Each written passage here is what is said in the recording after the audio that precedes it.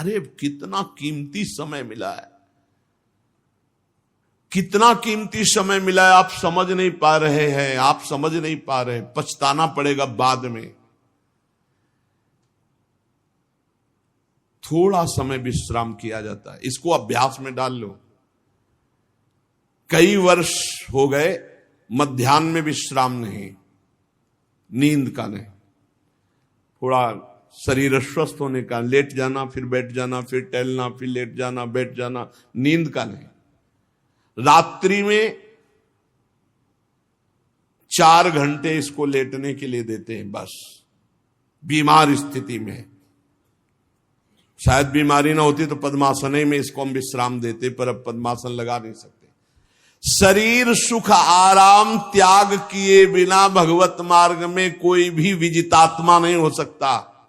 रगड़ो, इस शरीर को रगड़ो, हाथ में माला है या काउंटर है, टहल रहे हैं, जब नींद आ रही टहल रहे हैं, सिर्फ 4-5 घंटे शयन के लिए दीजिए। क्या कर पाओगे आगे?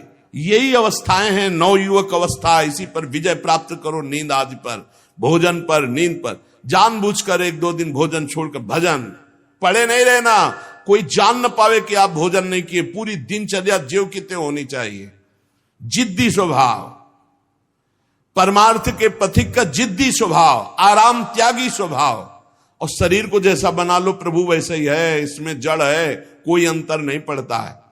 रात में सो, दिन में 4 घंटा सोने का अभ्यास बना लो, दिन में सोते रहो।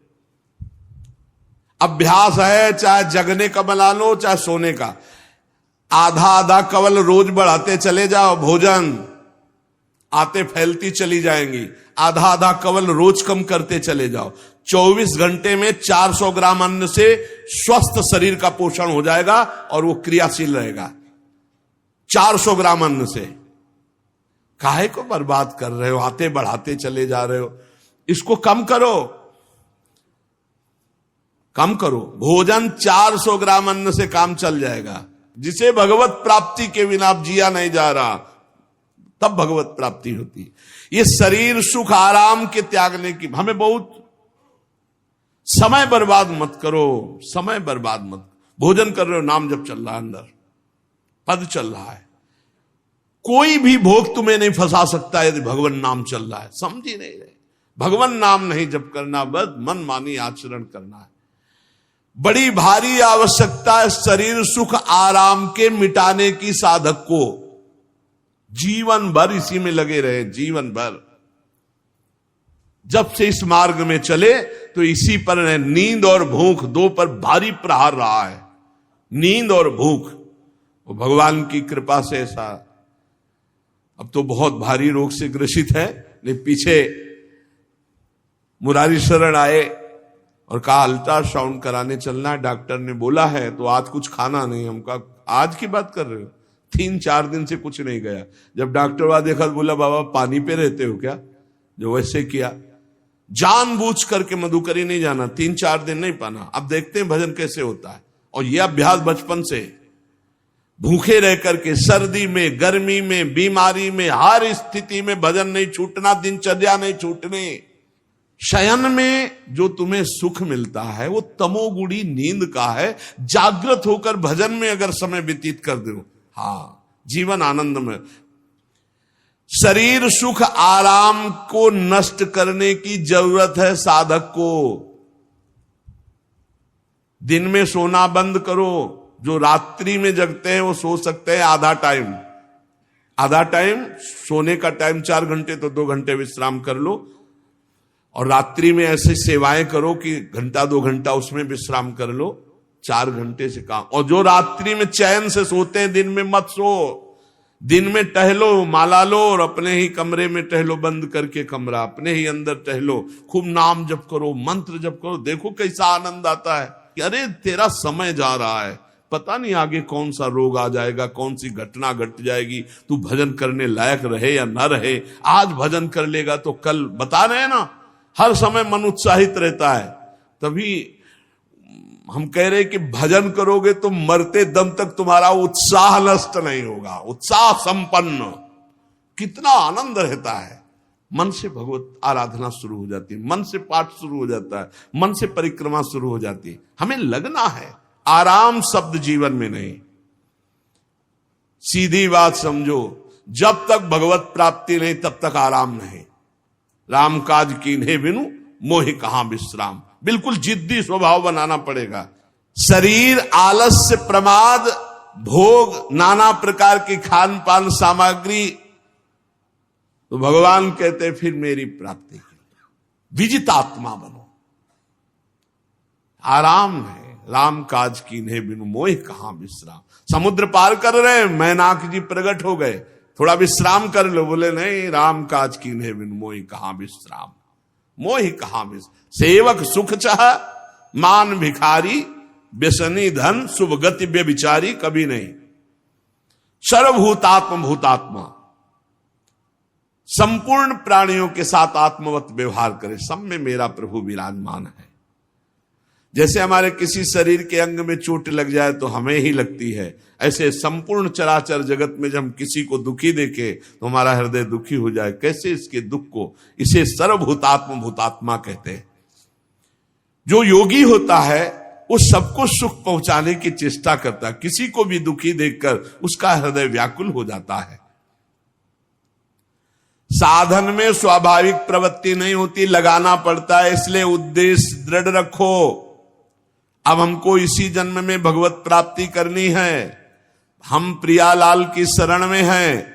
हमारा एक एक मिनट बड़ा कीमती है। हर मिनट में, हर सेकंड में हमें नाम जप करना है और प्रभु के भरोसे रहना है। कम सोना है, कम खाना है, कम बोलना है। 3 बातें पकड़ो। कम सोना, इसका अभ्यास बना लो। कम खाना, इसका अभ्यास बना लो। और कम बोलना, इसका अभ्यास। ये 3 बातें जीवन में साधक के बिल्कुल सरलता पूर्वक आ जानी चाहिए।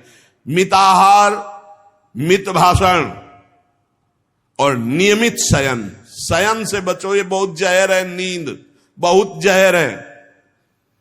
निद्रा आलस प्रमादोत्थम तत्तामस मुदाहृतम। इसको एक सीमा में बांध दो। 3 घंटे, 4 घंटे, 5 घंटे, बस 24 घंटे माला, काउंटर, वाणी, सेवा, टहल रहे हैं। सो नहीं सकते, आराम नहीं कर सकते, नहीं कर सकते।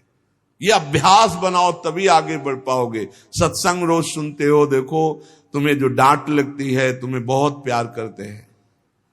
प्रभु बहुत प्यार करते हैं, इसलिए डांट लगवा रहे हैं, इसलिए आपको सत्संग सुना रहे हैं। ये जीवन सार्थक कर लो, नहीं तो बहुत पछताना होगा। हम पशु पक्षी के जीवन में साधना नहीं कर पाएंगे। कैसे हमारा चिंतन बदले। भगवान ने अगला शब्द का मदगत प्राणा। प्राण जिसके मेरे में समर्पित है। प्राण समर्पित का मतलब है प्राण वायु को लेकर प्रधान है। भोजन न मिले, जल न मिले तो भी हम जीवित रह सकते हैं काफी समय तक, क्योंकि प्राण वायु। प्राण बलवान पुष्ट होते हैं अन्न और जल से, लेकिन प्राणों की सत्ता वायु से है। ये जो श्वास प्रश्वास है, भोजन हमें 4-6 दिन न मिले तो आराम से दिनचर्या चल सकती है। पानी 8-10 दिन न मिले तो भी दिनचर्या चल सकती है। ऐसा नहीं कि मर जाएंगे, लेकिन 2 मिनट वायु ना मिले तो मर जाएंगे। 2 मिनट वायु ना मिले तो प्राण नष्ट हो। प्राण का सीधा संबंध वायु श्वासों से है। और प्रभु को प्राण समर्पित करने का मतलब हर श्वास नाम जप करना। मदगत प्राणा। हम पानी भी पिएंगे, भोजन भी पाएंगे, तो प्रभु को समर्पित करके और हर श्वास नाम जप करेंगे तो ये मदगत प्राणा होगा। मदचित्ता, निरंतर चिंतन करने के लिए हमें प्राणों को समर्पित करना होगा। हमारे प्राण समर्पित हैं, हम प्रसाद के द्वारा प्राणों का पोषण करेंगे और हर श्वास प्रश्वास में नाम जप। श्वास ऊपर गई तो नाम जप, श्वास नीचे गई तो नाम जप। बोधयंता परस्परम। यदि हम किसी से बात करेंगे तो अपने प्रभु की चर्चा करेंगे। उसी प्रभु की चर्चा का कथन, कथयंतश्च माम नित्यम, केवल भगवत चर्चा करेंगे। केवल। कभी कभी ये लोक कल्याण की भावना भी प्रपंच में उतार देती है। निवेदन है कि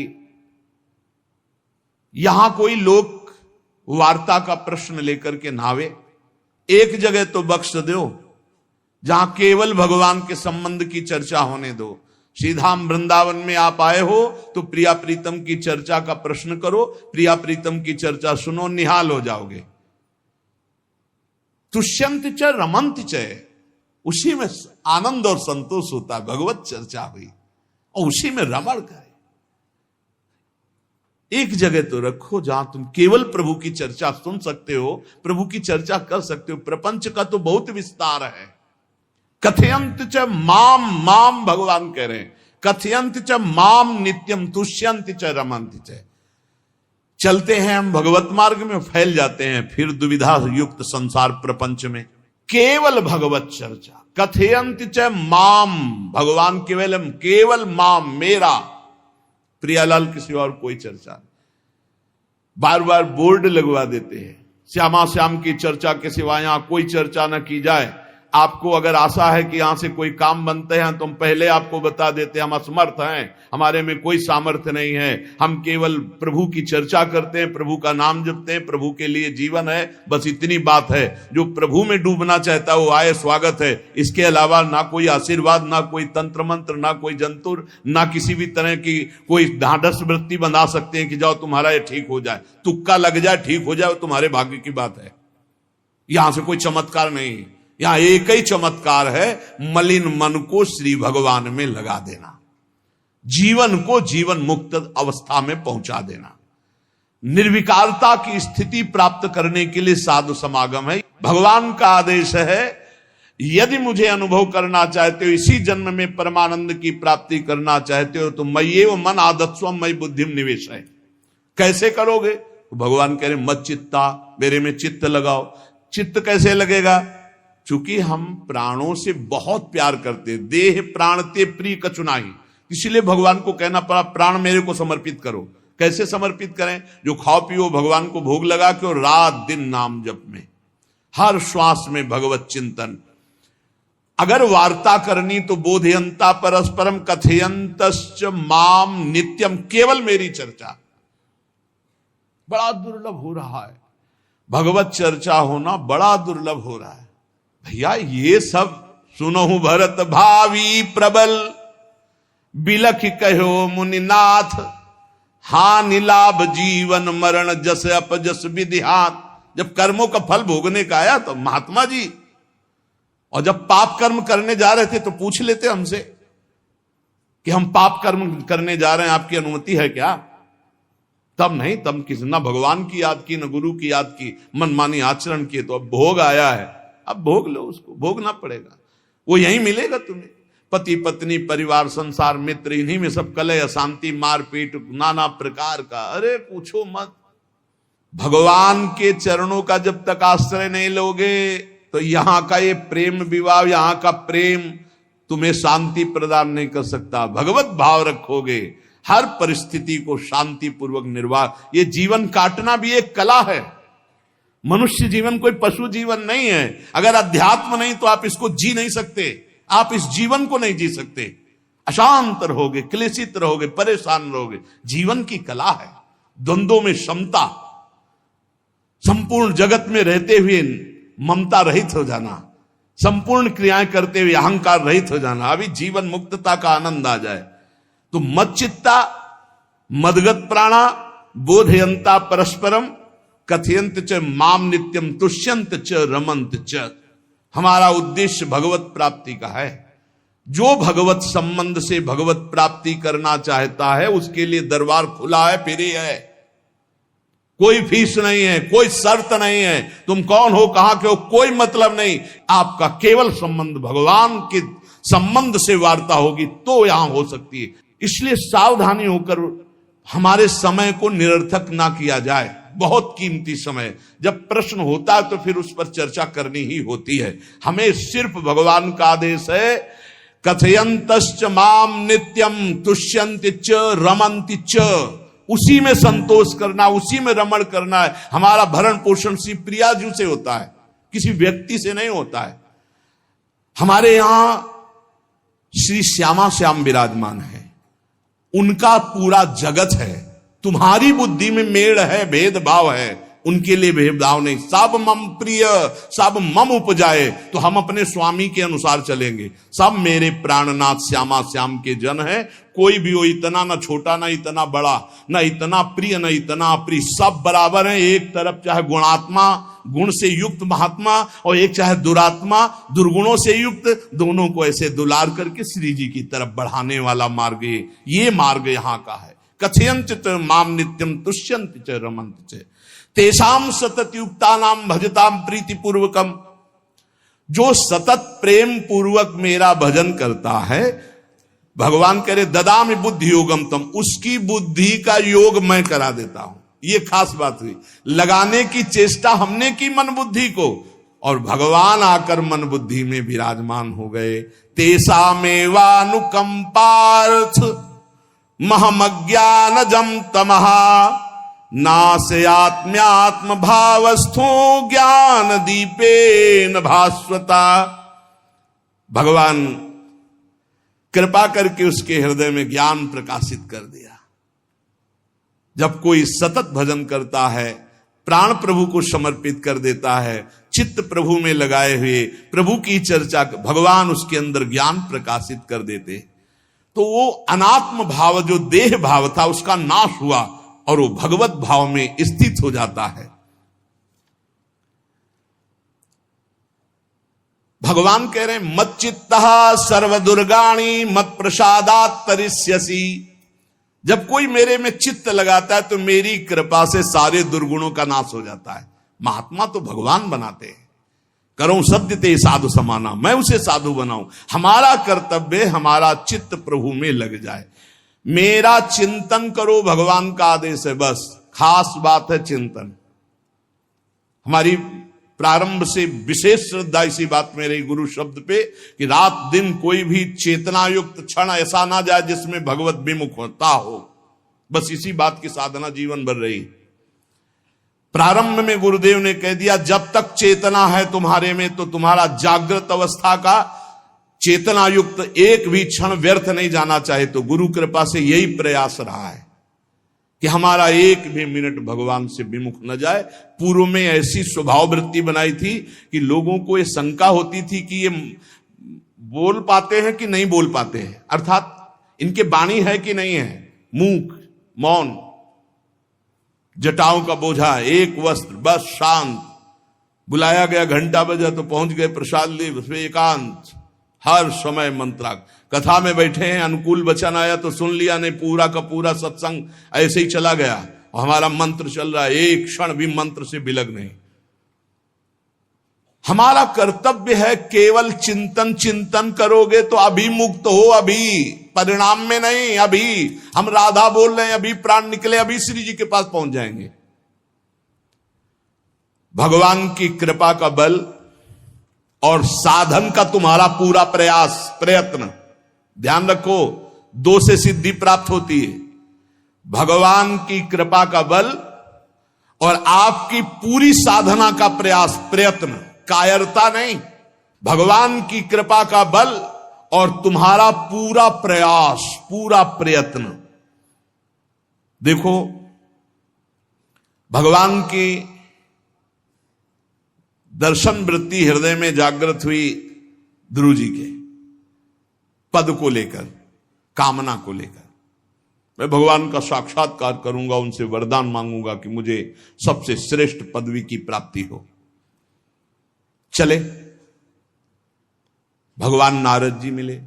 पहला प्रलोभन, चलो अभी तुम्हें इस सम्राट पद पर नकार दिया। फिर भय, सांप हैं, बीछी हैं, जंगल के बड़े, और फिर यक्ष राक्षस, न जाने कौन कौन है। तुम अभी बालक हो, तुम्हें खा जाएंगे, तुम क्या तपस्या करोगे, क्या भजन। नहीं, इससे भी नहीं डिगे। कुछ भी हो, कदम वापस नहीं जाएंगे, अब तो हरि की प्राप्ति। तो गुरु मंत्र दे दिया।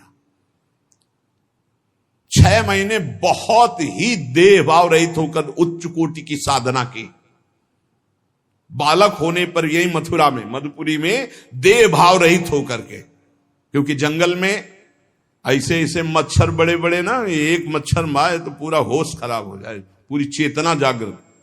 तो उस 5 वर्ष के राजकुमार के शरीर में कितने मच्छर चिपके रहे होंगे, क्या क्या भयावह। हमने तो सेनपुर में देखा, आसन लगाए बैठे, काला नाग सांप ऐसे फुसकार रहा है। पूरा दृढ़ निश्चय है कि अगर ये काटने का समय है तो काट लेगा, नहीं काटना तो बिल्कुल नहीं काटेगा, बैठे रहो। वो ऐसे पास से निकल गए, छाती से भी निकल गए हैं। निश्चय कि अगर काटना काट। सैकड़ों बिच्छू, कभी ऐसे डंक नहीं मारा। और अगर काटना हो मारना हो ना तो बढ़िया महल में बैठे हो तो वहां जाके काट लेंगे। ध्रुव जी अपनी निष्ठा से कभी नहीं विचलित हुए। अब जब भगवान सामने आए तो आखिरकार 5 वर्ष के बालक घबरा गए। भगवान का तेज, भगवान का रूप, भगवान की महिमा। भगवान मुस्कुराए, कृपा दृष्टि से देखे, बल मिला, भगवान को देख पा रहे हैं। अब मन में आया कि मैं स्तुति कैसे करूं, क्योंकि कोई ज्ञान तो है नहीं। भजन किया, भगवान की प्राप्ति हो रही, लेकिन अब कोई ऐसा ज्ञान तो है नहीं जिससे भगवान का स्तवन करे। भगवान की तरफ देख करके कुछ कहना चाहते हैं, पर क्या भगवान को कहें ये ज्ञान नहीं।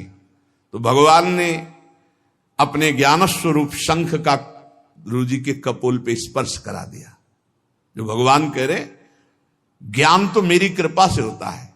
अभी पीछे इस श्लोक में भगवान ने कहा, तेसा मेवानुकंपार्थो महमक ज्ञानजम तमहा नाशयाम्यात्म भावस्थो। अनात्म भाव का ये जो आत्मस्वरूप अनात्म देह में भाव आ गया है, इसके नाश का जो ज्ञान होता है ये भगवान की कृपा से होता है। जे भी संग छुआया दिव्य ज्ञान और भगवान की दिव्य स्तुति की। तो ये देखा जाता है कि भगवान की कृपा से ही साधक में दिव्यता आती है, दिव्य ज्ञान आते हैं। पर प्रयत्न अपना होना चाहिए।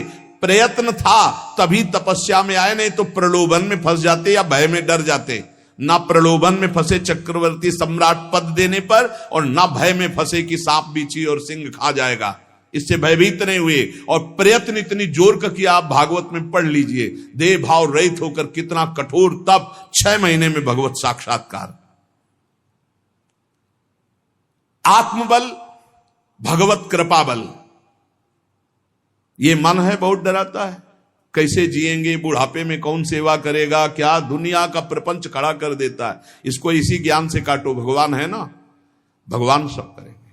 भगवान के लिए हमने जीवन दिया है, ये जीवन भगवान के लिए हार। अरे दिव्य हो जाओगे, रिद्धियां सिद्धियां हाथ जोड़े खड़ी रहेंगी। भगवान जानते हो क्या भगवान है।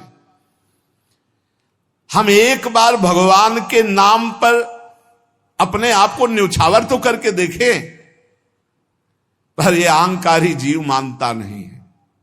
यह अहंकार का बल लिए रहता है। आसुरी प्रकृति है ये अहंकार। अहंकारम बलम दर्पम कामम क्रोधम च संश्रिताहा। जिसके अंदर ये आसुरी प्रवृत्ति अहंकार होता है, उसमें काम क्रोध लोभ ये भरपूर होते हैं। कहां से भगवत प्राप्ति हो। जहां ये दुश्मन रहते हैं वो घर तो तुमने सुरक्षित दे रखा है दुश्मनों को। आसुरी प्रकृति को तुमने, अहंकार को अपना स्वामित्व दे रखा है। मैं वो अहंकार जिसके साथ प्रकृति लगती है। जब अहंकार और बढ़ जाता है तो ईश्वरोहम अहम भोगी सिद्धोहम बलवान सुखी। तरंग से समुद्र नहीं होता, समुद्र से तरंग होती है। हम जितने भी हैं सब तरंग हैं उस परमात्मा की। वायु विकार नष्ट हुआ, समुद्र में ही लीन हो गए, ये बात है। लेकिन एक तरंग समुद्र नहीं पैदा कर सकती। एक सूर्य चमक रहा है, कोई बंद के सूर्य दूसरा चमक के दिखाए। बहुत सावधानी से उपासना करो। ये अहंकार, भगवान कह रहे हैं, भगवान ये जो अहंकारम बलम दर्पम कामम क्रोधम च संश्रिताहा, इस अहंकार को नहीं मिटाया तो ये अनुभव कराने लगता है और 4 बोलने लगते हैं कि आप तो भगवान हैं। तो धर्म सम्राट करपात्री जी, इतने सिद्ध महापुरुष, और विश्वेश्वर विश्वनाथ जी की स्थापना करके रात दिन आराधना, काशी में बड़े बड़े सिद्ध महापुरुष भगवान शिव की आराधना करते, बड़े बड़े सिद्ध महापुरुष भगवती अम्बा की आराधना करते। ये कौन सा ज्ञान प्रकट हो जाता है जो भगवत स्वरूपों का अपमान होने लगता है। मुझे यही समझ में नहीं आता। गुरु रूप से हमें शास्त्र के आचरण देने आए, मनमानी भ्रष्टाचार सिखाने नहीं आए। आज तक कभी कहीं भी भगवत स्वरूपों का अपमान महापुरुषों द्वारा नहीं हुआ। महापुरुष और भगवान में अंतर नहीं, पक्का मुझे विश्वास, हम तो चराचर जगत को भगवत स्वरूप मानते हैं, लेकिन आचरण कराने के लिए आचार्य गुरुदेव जैसे चले हैं वैसे ही चलना होता है। सदैव संतों ने अपने को अधम और तुच्छ और नीच कहा है। हनुमान जी जैसा कोई ज्ञानी, महाबली, कोई त्यागी, कोई ब्रह्मचारी, बैरागी, हनुमान जी जैसा कोई त्रिभुवन में द्वितीय हुआ हो तो बता दो। अतुलित बलधामम हेम शैलाभदेहम दनुजवन कृशानुम ज्ञानिनाम अग्रगण्यम। अरे जय गिर चरण दे हनुमंता चले सुगा पाताल तुरंता, हजार हजार को पकड़ के कछु मारिस कछु मर्दिस कछु मिले से धर धूरी। अब विभीषण जी से कैसे परिचय बता रहे? प्रात ले जो नाम हमारा, तेहि दिन ताहि ना मिले आहारा। असमय अधम सखा सुनु मोहु पर रघुबीर। क्या दैन्यता का स्वरूप हनुमान जी महाराज। भगवान से जब हनुमान जी मिल रहे तब उनसे प्रभु आप पूछ रहे हो कि तू नाथ एक मैं मंद मोह बस, ज्ञानी नाम अग्रगण्यम, एक मैं मंद मोह बस, कुटिल हृदय अज्ञान, पुनि प्रभु मोहि विसारेऊ, दीन बंधु भगवान। जय प्रणतारित भंजन, चरणों में लौट गए हनुमान जी महाराज। सबरी जी भगवान सामने बैठकर स्तुति करते हैं। जो नवधा भक्ति है वो उपदेश नहीं है, सबरी जी की स्तुति है। ये सब भक्ति सबरी जी में विराजमान, क्योंकि उसी समय सबरी जी भगवत धाम जाती है तो उपदेश तो उसको दिया जाता है जो आचरण में उतारे। सबरी जी तो सिद्ध महापुरुष अभी भगवत धाम जा रही भगवान के सामने ही।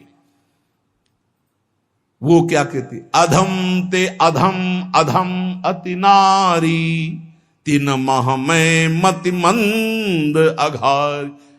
हरिवंश महाप्रभु क्वाहम तुच्छ परम अधम प्राण्यो गर्ह कर्मा, यत् नाम स्फुरति महिमा हरेश वृंदावनस्य। इन सब बड़े बड़े आचार्य महापुरुषों ने भगवान की दास्ता स्वीकार करके, जीवन अर्पित करके, आचरण करके दिखाए। जहां ये आसुरी अहंकार होता है तो ईश्वरोहम महम भोगी सिद्धोहम बलवान, ये सिद्धावस्था नहीं है, ये तमोगुणी आसुरी अहंकार का परिणाम है जो ये दिखाई देता है भगवत स्वरूपों का अपमान करके। नहीं, यद्यपि अभेद है वो महापुरुष शिव और वो अभेद है, पर आचरण जब करेगा तो स्वामी और सेवक का करेगा। काशी नगरी सिद्धों की नगरी है, ज्ञानियों की। देखा बड़े बड़े सिद्ध परमहंस जाते हैं शंकर जी के दर्शन करने, विश्वनाथ जी के, तो जिनके कमंडल भी नहीं, दिगंबर है ना, तो वो भी ऐसे हाथ उठा के नमः पार्वती पते, और बस ऐसे सर झुकाए खड़े रहते हैं। जल भी नहीं है, पत्र भी नहीं है, ऐसे वो हम सब खड़े खड़े घंटों खड़े रहते। तो वहां के शिव पार्षदों से ऐसा करुणा में प्रेम हो गया था कि वो हमें नहीं हटाते थे, तो एक कोने में घंटों खड़े रहते थे और दर्शन करते रहते थे भगवान विश्वनाथ जी। तो जैसे ऐसे अवधूत आते, न कोई जल का कमंडल है, न कोई पत्र है, न पुष्प, नजदीक गए और नमः पार्वती पते हार हार महादेव, बस सर झुकाए, ये है। और स्वयं शिव स्वरूप है, इतना अंतर नहीं ब्रह्मबोध में। भक्तों में भी कभी कभी आम प्रकट होता है, वो वाणी से आपको दिखाई देगा, लेकिन वो आसुरी अहंकार नहीं होता। ध्यान रखना, ये उनका भागवतिक बल होता है, ये आसुरी अहंकार नहीं होता। जैसे जनक जी की सभा लगी हुई है, भगवान श्री राम लक्ष्मण जी विराजमान है विश्वामित्र जी के समीप बड़े सौम्य भाव से। जनक जी महाराज ने देखा कि बड़े बड़े वीर आए, पर धनुष यज्ञ में धनुष को, अजगों को कोई उठा ही नहीं पाया, खंडन की तो बात जाने दो। रावण बाणासुर आया, आरती प्रणाम करके चले गए। अब आशा ही खत्म हो गई, कोई उठाने वाला ही नहीं, तो उन्होंने कहा वीर विहीन मही मैं जानी। अब मैं आज जान गया कि पृथ्वी वीरों से रहित हो गई। अगर मैं ऐसा जानता कि इस भूमंडल में कोई वीर ही नहीं अजगों का खंडन करने वाला, तो मैं ऐसा प्रण नहीं लेता, मेरी जान की कुंवारी रह जाएगी। ऐसे विकल होके वीर विहीन मही मैं जानी। जनक जी ने इतनी बात जे ही कही तो लक्ष्मण जी कूद पड़े सिंह शावक की तरह उछलकर, और कहा कि जहां रघुकुल भूषण भगवान श्री राम विराजमान हो जनक, ये बड़ी तुमने निराशापूर्ण बात कैसे कह दी? तुमने ऐसी बात कह दी जहां रघुकुल भूषण भगवान श्री राम विराजमान है। ताल ठोकी और कहा अगर इनका इशारा हो जाए, समझो, जो तुम्हारी अनुशासन पाओ, कंदुकी ब्रह्मांड उठाओ, काचे घट जिमी डारों फोरी, सकऊं मेरु मूलक जिमी तोरी, कमल नाल जिमी चाप चढ़ाऊं, जो जन सत प्रमाण ले धाऊं। हे जनक, जहां रघुनाथ जी विराजमान होते वहां ऐसी बात नहीं कहते, तुमने ऐसी बात कैसे कह दी? अगर मेरे स्वामी का आदेश हो जाए अभी तो पूरे ब्रह्मांड को कच्चे घड़े की तरह तोड़ दूं।